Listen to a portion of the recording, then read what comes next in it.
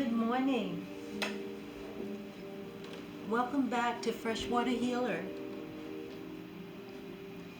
I pray that all is well with you and your families.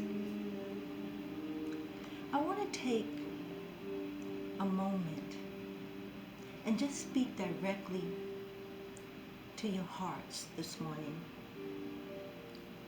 You know, with everything that's going on in the world, we should be striving to improve our lives daily. The goal is to be better today than we were yesterday. To want better, live better, and build healthier families, healthier homes.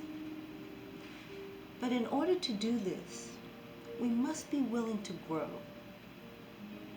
learn, transform.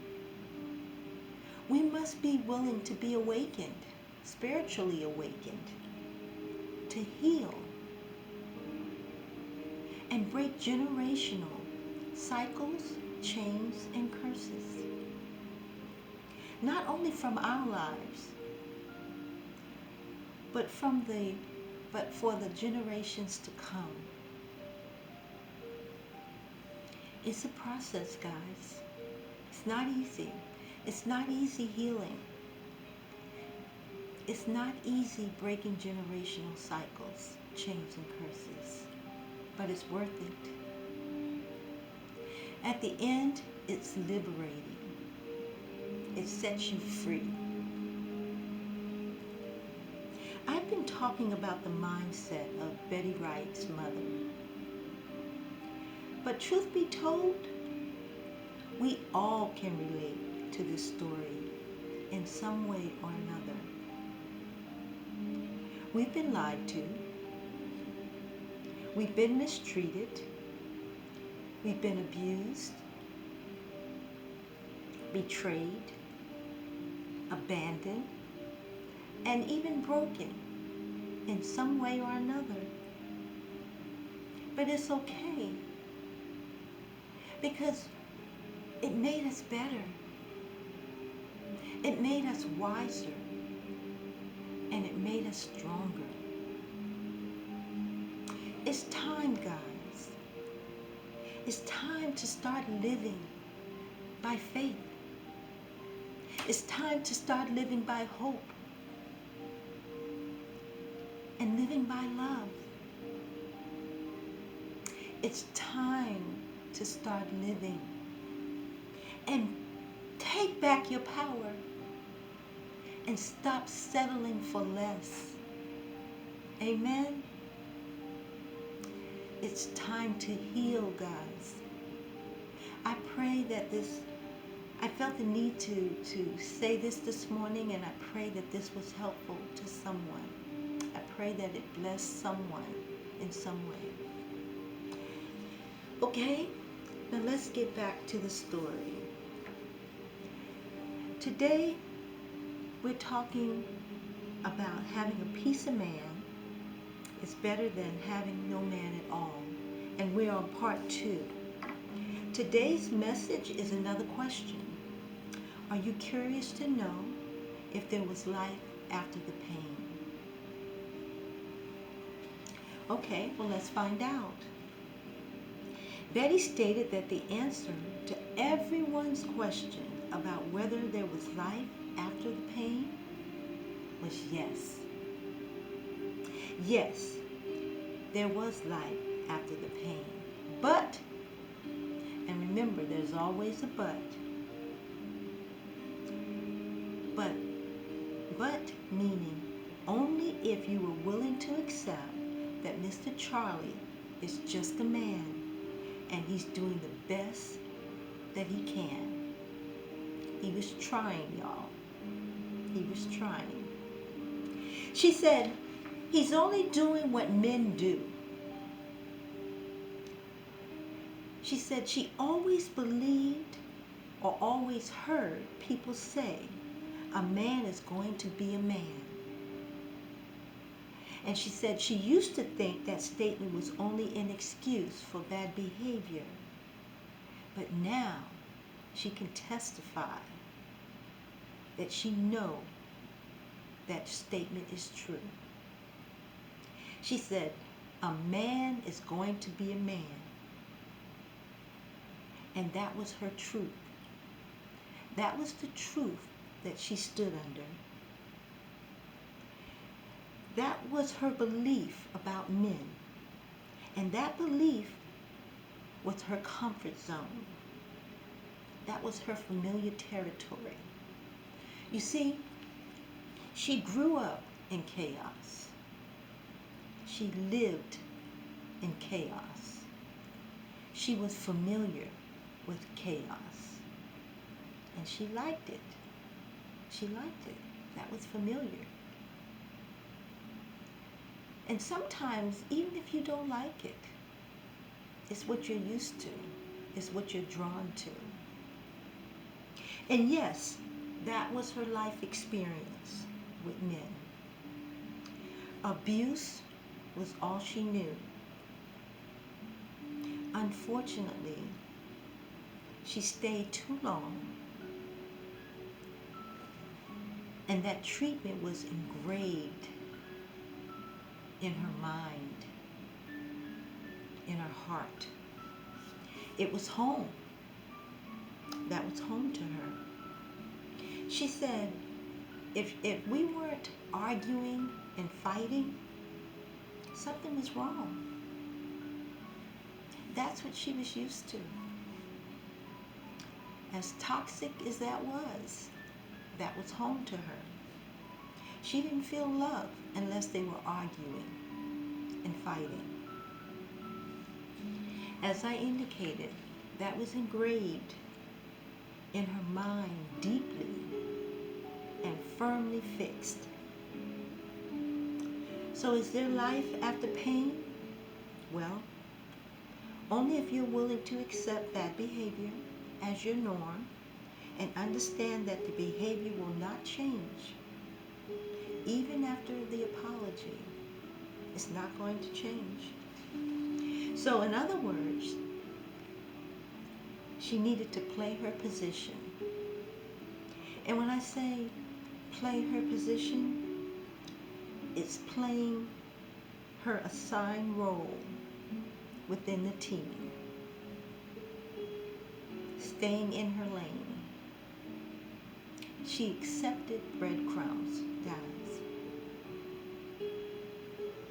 Breadcrumbing in a relationship means someone's giving you just enough attention to keep you interested, but not enough to build a genuine connection.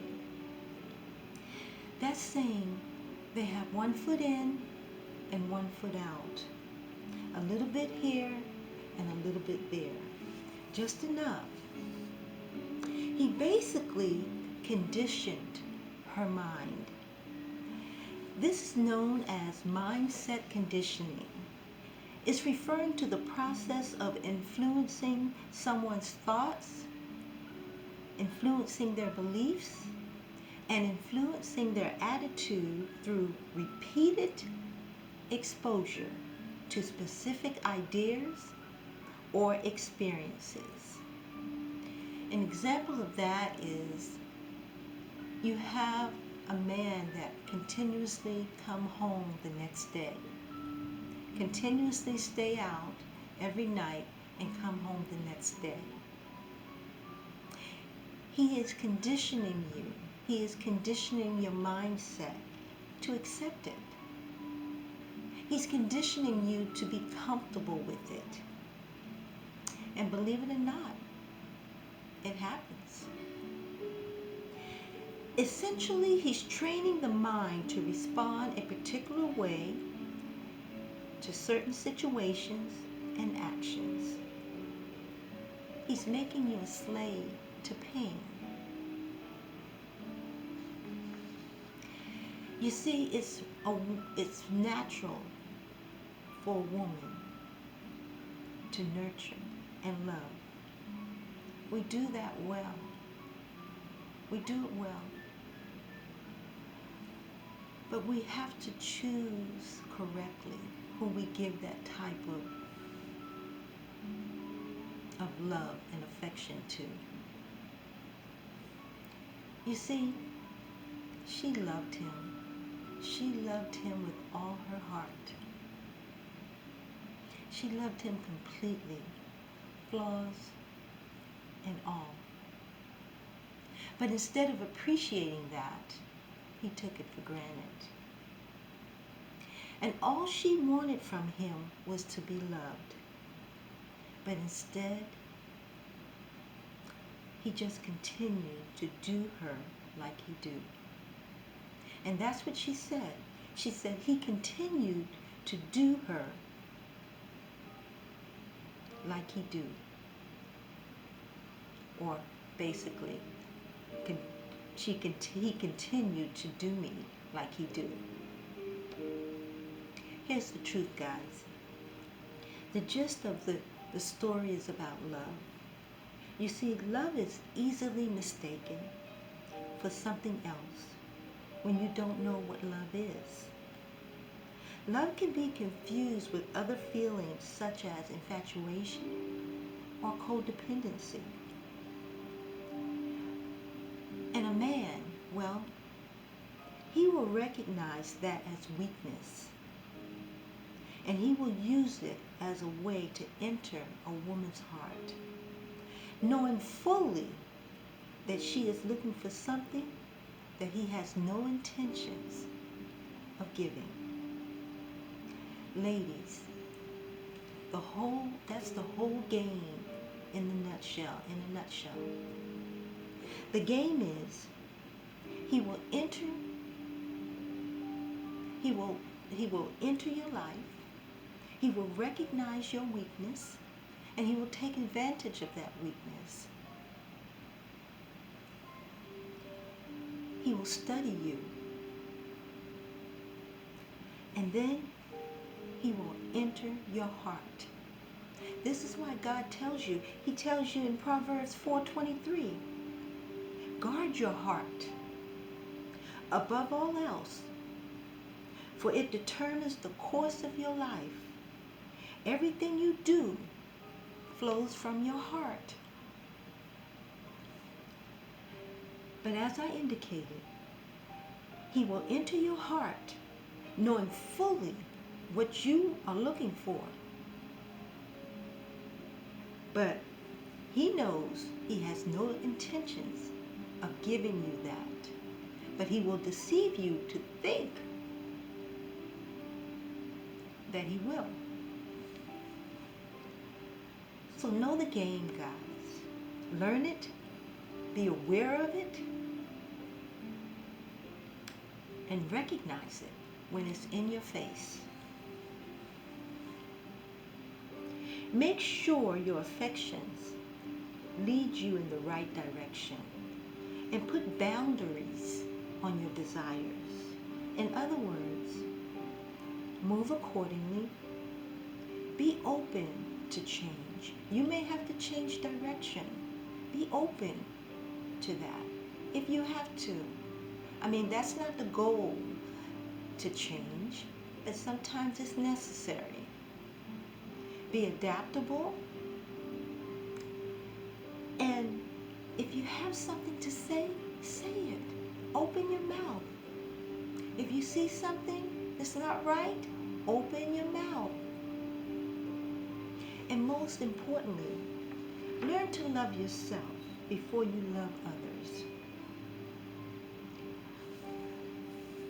I say this all the time. Remember the great commandment order. Love God first, love yourself, and love others. Amen? I'll repeat that because I want you to remember that order. Love yourself, love God first, love yourself, and love others.